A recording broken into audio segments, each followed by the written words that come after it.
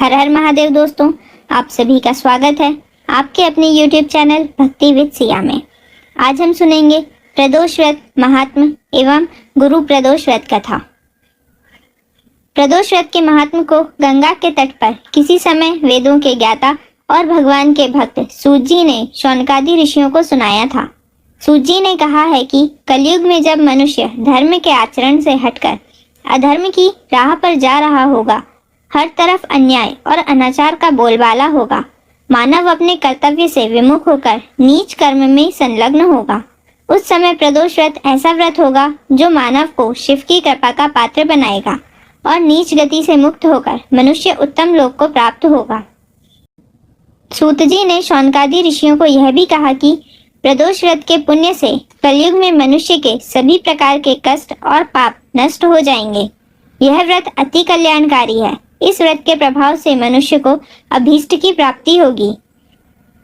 इस व्रत में अलग अलग दिन के प्रदोष व्रत से क्या लाभ मिलता है, यह भी सूत जी ने बताया। सूत जी ने शौनकादि ऋषियों को बताया कि इस व्रत के महात्म्य को सर्वप्रथम भगवान शंकर ने माता सती को सुनाया था। मुझे यही कथा महात्मा महर्षि वेदव्यास जी ने सुनाया और यह उत्तम व्रत महात्मा मैंने आपको सुनाया है। प्रदोष व्रत विधान सूत जी ने कहा है, प्रत्येक पक्ष की त्रयोदशी के व्रत को प्रदोष व्रत कहते हैं। सूर्यास्त के पश्चात रात्रि के आने से पूर्व सायंकाल का समय प्रदोष काल कहलाता है। प्रदोष व्रत में प्रातः काल स्नान करके भगवान शिव की बेलपत्र, गंगाजल, अक्षत, धूप, दीप सहित पूजा करें। संध्या काल में पुनः स्नान करके इसी प्रकार से शिव जी की पूजा करना चाहिए। प्रदोष काल में घी के दीपक जलाएं, कम से कम 1 अथवा 32 अथवा 100 अथवा 1000। इस प्रकार प्रदोष व्रत करने से व्रती को पुण्य मिलता है। प्रदोष व्रत एक पाक्षिक व्रत है, अर्थात प्रत्येक महीने शुक्ल पक्ष और कृष्ण पक्ष की प्रदोषकालीन त्रयोदशी तिथि को व्रत रखते हैं। प्रदोष व्यापिनी त्रयोदशी तिथि को ही प्रदोष व्रत क्यों रखा जाता है? इसका कारण हो सकता है कि प्रदोष काल है। रजनी मुखम तथा त्रयोदशी तिथि के बारे में कहा है, त्रयोदशी सर्वसिद्धा, अतः इस समय शिव शक्ति की आराधना से सिद्धि प्राप्त होती है जो संपूर्ण दोषों का नाश करती है। दोष वही है जो पूर्ण ना हो और सिद्धि का शाब्दिक अर्थ ही है पूर्णता। त्रयोदशी तिथि में सायंकाल को प्रदोष कहा गया है। प्रदोष के समय महादेव जी कैलाश पर्वत के रजत भवन में नृत्य करते हैं और देवता उनके गुणों का स्तवन करते हैं। अतः धर्म, अर्थ, काम और मोक्ष की इच्छा रखने वाले पुरुषों को प्रदोष में नियम पूर्वक भगवान शिव की पूजा, होम, कथा और गुणगान करने चाहिए। दरिद्रता के तिमिर से, अंधे और भक्त सागर में डूबे हुए संसार से भीरू मनुष्य के लिए यह प्रदोष व्रत पार लगाने वाली नौका है। शिव पार्वती की पूजा करने से मनुष्य दरिद्रता, मृत्यु, दुख और पर्वत के समान भारी ऋण को शीघ्र ही दूर करके संपत्तियों से पूजित होता है। प्रदोष व्रत भगवान शिव को अत्यंत प्रिय है। इसमें भी दोषों का शमन करने की क्षमता है, अतः इसको प्रदोष कहते हैं। प्रदोष व्रत का आरंभ सोम प्रदोष से उत्तम होता है। जो प्रदोष व्रत गुरुवार के दिन पड़ता है वह गुरु प्रदोष व्रत कहलाता है। इस उपवास को रखकर भक्त अपने सभी मौजूदा खतरों एवं शत्रु को समाप्त कर सकते हैं। इसके अलावा गुरुवार प्रदोष व्रत रखने से पूर्वजों का आशीर्वाद मिलता है। तो आइए शुरू करते हैं गुरु प्रदोष व्रत कथा। प्रेम से बोलिए उमापति महादेव की जय।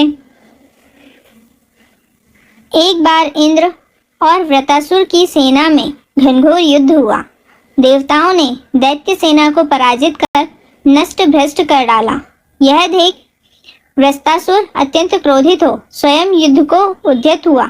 मायावी असुर ने असुरी माया से उसने भयंकर विकराल रूप धारण कर लिया। उसके स्वरूप को देख इंद्रादिक सभी देवता भयभीत हो गुरुदेव बृहस्पति की शरण में पहुंचे। बृहस्पति महाराज बोले, पहले मैं तुम्हें वृतासुर का वास्तविक परिचय दे दूं। वृतासुर बड़ा तपस्वी और कर्मनिष्ठ है। उसने गंधमादन पर्वत पर घोर तपस्या कर शिवजी को प्रसन्न किया। पूर्व समय में वह चित्ररथ नाम का राजा था। एक बार वह अपने विमान से कैलाश पर्वत चला गया। वहां शिवजी के वाम अंग में माता पार्वती को विराजमान देख वह उपहास पूर्वक बोला, हे प्रभु, मोह माया में फंसे होने के कारण हम स्त्रियों के वशीभूत रहते हैं, किंतु देवलोक में ऐसा दृष्टिगोचर नहीं हुआ कि स्त्री आलिंगन बद्ध हो। सभा में बैठे चित्ररथ के यह वचन सुन सर्वव्यापी शिव शंकर हंसकर बोले, हे राजन, मेरा व्यवहारिक दृष्टिकोण पृथक है। मैंने मृत्युदाता कालकूट महाविष का पान किया है, फिर भी तुम साधारण जन की भांति मेरा उपहास उड़ाते हो। माता पार्वती क्रोधित हो चित्ररथ की ओर देखती हुई कहने लगी, अरे दुष्ट, तूने सर्वव्यापी महेश्वर के साथ ही मेरा भी उपहास उड़ाया है, अतएव मैं तुझे यह शिक्षा दूंगी कि फिर तू ऐसे संतों के उपहास का दुस्साहस नहीं करेगा। अब तू दैत्य स्वरूप धारण कर विमान से नीचे गिर, मैं तुझे शाप देती हूँ। जगदम्बा भवानी के अभिशाप से चित्ररथ राक्षस योनि को प्राप्त हो गया और त्वष्टा नामक ऋषि के श्रेष्ठ तप से उत्पन्न हो वृतासुर बना। गुरुदेव बृहस्पति आगे बोले, वृतासुर बाल्यकाल से ही शिव भक्त रहा है, अतः हे इंद्र, तुम बृहस्पति प्रदोष व्रत कर शंकर भगवान को प्रसन्न करो। देवराज ने गुरुदेव की आज्ञा का पालन कर बृहस्पति प्रदोष व्रत किया। गुरु प्रदोष व्रत के प्रताप से इंद्र ने शीघ्र ही वृतासुर पर विजय प्राप्त कर ली और देवलोक में शांति छा गई। बोलिए उमापति महादेव की जय।